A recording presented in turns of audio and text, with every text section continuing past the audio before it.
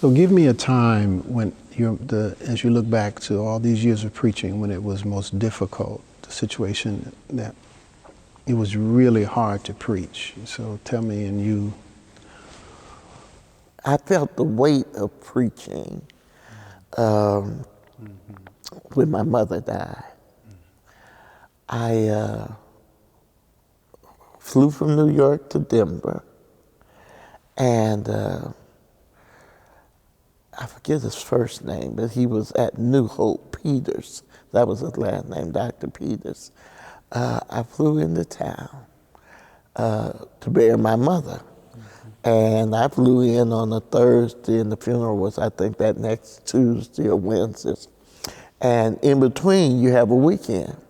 So he calls me and says, and shares his story about how therapeutic it was for him to preach, you know, in between burying his father, I think it was.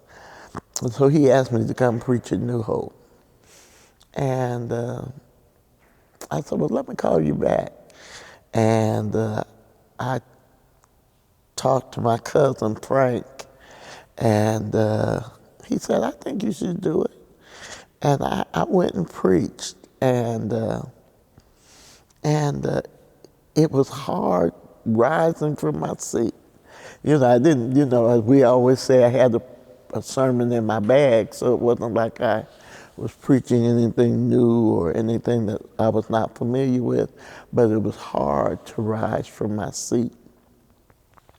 But what helped me to rise from my seat was a saying that I always told my students: do not preach what you're not willing to live.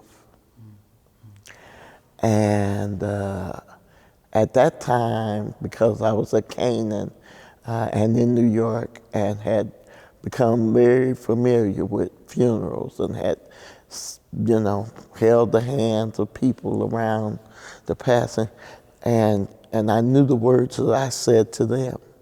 And what helped me to get out of my seat at that time was when those words, my own words, came back to me. Do not preach what you're not willing to live.